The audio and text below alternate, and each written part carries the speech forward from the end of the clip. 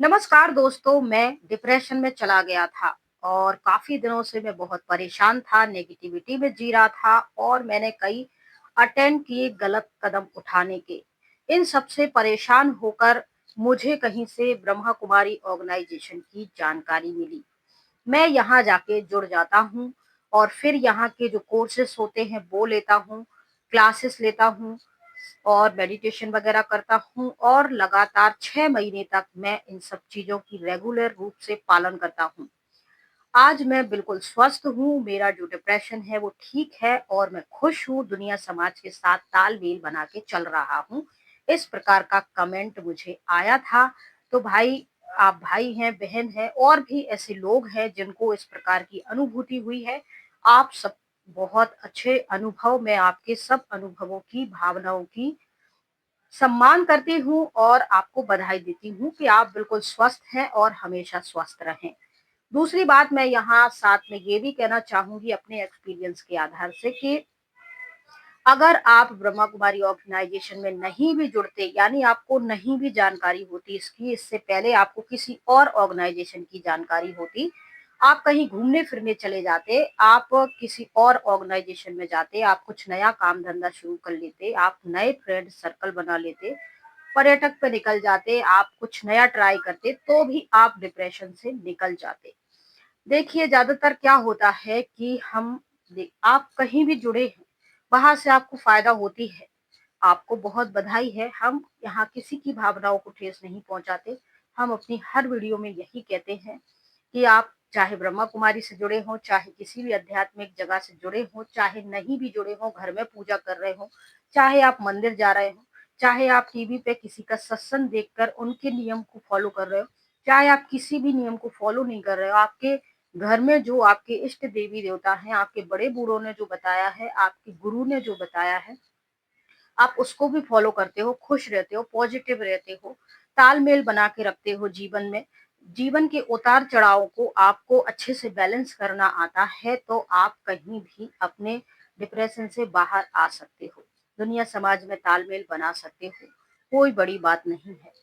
दूसरी बात है, जब हम किसी भी नई जगह, नए लोग या नई चीज़ें सीखने की कोशिश कब करते हैं? जब करते हैं जब हम वर्तमान में मौजूदा हालात में कुछ तनाव फ़ील कर रहे होते हैं, कुछ डिप्रेस फ़ील कर रहे होते हैं, कुछ हम दुखी, अपसेट फ़ील कर रहे होते हैं, तब हमें कुछ हम जिन लोगों के साथ रह रहे होते हैं, जिस जगह पे रह रहे होते हैं, जो हम काम कर रहे होते हैं, मौजूदा हालात वो कुछ ठीक नहीं होते, विपरीत होते हैं, तब ऐसी स्थिति में हमारा जो दिमाग है, वो थोड़ा काम नहीं करता। हम उदास रहते हैं, निराशा में घिरे रहते हैं, हम नेगेटिव चीज़ों में घिर जाते हैं, हम हमेशा सोचते रहते हैं, हम दुर्भाग्य है, हमारा भाग्य नहीं है, लक साथ नहीं देता, भगवान साथ नहीं देता, लोग अच्छे नहीं मिलते, काम अच्छा नहीं मिलता और ये सारी चीज़ें हम सोचते रहते हैं, अपने अंदर नेगेटिविटी चारों तरफ जमा करते रहते हैं और इसी में घिरे रहते हैं।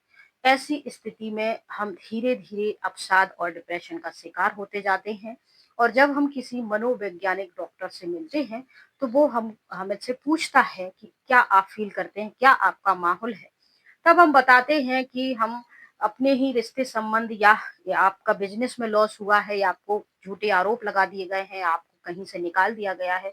आप किसी चीज़ की बिज़नेस की या पढ़ाई-लिखाई की या किसी चीज़ के लिए प्रयास कर रहे थे, उसमें आप सफल हो गए हैं। आपके घर परिवार के लोग आपको ताने मार रहे हैं, रिश्तेदार ताने मार रहे हैं। आप पहले बहुत बेहतर परफ़ॉर्मेंस करते थे, आज नहीं कर पा रहे हैं। इन सब चीज़ों के चलते आप डिप्रेशन का शिकार हो गए हैं। आप हीन भावना के शिकार हो गए हैं, तो डॉक्टर भी आपको यही कहेगा कि देखो आप इस माहौल से निकलने के लिए नई जगहों पे जाइए, घूमिए-फिरिए, अच्छा खाना खाइए, अच्छे कपड़े जो आपको पसंद है वो कीजिए, पॉजिटिव म्यूज़िक सुनिए, पॉजिटिव आप जगह पे जाइए, आप कुछ मेडिटेशन सीखिए, कुछ योगा करिए, कुछ प्राकृतिक जगहों पे जाइए, अच्छे नए दोस्त बनाइए, कुछ नया ट्राई करने की कोशिश कीजिए। आप इन सब चीज़ों से धीरे-धीरे बाहर आ जाएँगे और वो व्यक्ति डॉक्टर के कहे अनुसार बात मानता है, नई जगहों पे जाता है, नए दोस्त बनाता है, नई सोच अपने जीवन में लाता है और कुछ मेडिटेशन करता है, कुछ योगा भी वो करता है, चलता-फिरता है, कुछ बुक्स पढ़ता है पॉजिटिव, कुछ मोटिवेशनल कहानी स्टोरी देखता है, अच्छा म्यूज़िक पसंद का सुनता है, धीरे-धीरे उसके व्यवहार में, उसकी सोच में, उसके जीने के अंदाज में परिवर्तन आता है। और वो अपने दोस्तों के साथ शेयर करता है कि मैं 1 से 2 साल पहले बहुत ज़्यादा नेगेटिव में घिर गया था। मैंने अपनी सोच बदली, जगह बदली, लोग बदले, अपनी स्किल बदली, तो आज मैं बिल्कुल नॉर्मल हूँ, ठीक हूँ। सेम यही काम हमारी आध्यात्मिक जगहें भी करती हैं। हमको ऐसा लगता है कि फला जगह जुड़ने से ऐसा हुआ है, बिल्कुल वैसा हुआ है। लेकिन एक दूसरा मिथ ये भी होता है कि अगर आप वहाँ ना जुड़ के कहीं भी जुड़ते, तो भी आप ठीक हो जाते। बात सिर्फ ये होती है कि आज जिस मौजूदा हालात में आप जी रहे हैं, जिन विचारों को लेकर, जिन क्रियाकलापों को लेकर आप उसमें जी रहे हैं, फँसे हुए हैं, आप जिन दुःख तकलीफ को बार-बार दोहरा रहे हैं, महसूस किए जा रहे हैं, उनसे बाहर आपको निकलना है। और उनसे बाहर निकलने के लिए आपको कुछ नया सोचना होगा, कुछ नया सुनना होगा, कुछ नया करना होगा। तो धीरे-धीरे ये पुरानी चीज़ें ऑटोमेटिक, और इसका बहुत अच्छा उदाहरण देते हैं कि गंदगी से भरा कोई डिब्बा, बाल्टी, कीचड़ नल के नीचे आप रख दीजिए, आप उसको साफ मत कीजिए, बस नल चला दीजिए।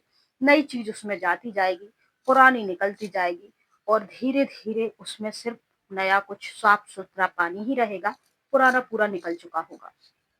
यही हम सबके लिए मालूम नहीं रहता है, हम तो हमें गाइड की ज़रूरत तो पड़ती ही है। फिर हम परेशान होते हैं मौजूदा हालात से, अपने जीवन से, फेलियर से, महँगाई से, काम से, दुनिया समाज के तानों से, रिश्तेदारों के गलत और डिमोटिवेट जवाबों से हम थोड़ा-सा परेशान होते हैं, नेगेटिव चीज़ों के बारे में सोचने लगते हैं, अपने भाग्य को कोसने लगते हैं, अपने भाग्य के बारे में, किस्मत को कोसते, भगवान को कोसते, नेगेटिविटी से घिर जाते हैं, अपने माहौल चारों तरफ, लोगों से बात करना बंद कर देते हैं, अच्छी पॉजिटिव कहानियाँ सुनना सुनाना बंद कर देते हैं, म्यूजिक सुनना बंद कर देते हैं, मेडिटेशन करना बंद कर देते हैं, योगा, कसरत कुछ भी हम नहीं करते।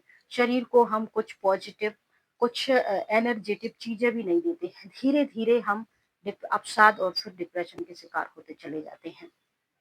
और जब हमारा कोई शुभचिंतक होता है या हमें इंटरनेट पर या किसी के माध्यम से ये कि छोड़ो यार, कहाँ फंसे रहते हो, क्या सोचते रहते हो, तुम इन चीजों से बाहर निकलो, चलो कहीं घूम के आते हैं, चलो फला जगह अच्छा मेडिटेशन सिखाया जाता है, चलो जिम चलते हैं, वहां कुछ कसरत करेंगे, चलो मनोवैज्ञानिक डॉक्टर से तुम मिल लो, शायद वो तुम्हें कोई सही रास्ता दिखाए, कुछ समझ दिखाए, चलो वहां फला जगह एक आध्यात्मिक जगह है, बहुत अच्छा मेडिटेशन सिखाते हैं, उससे तुम्हें फर्क पड़ेगा।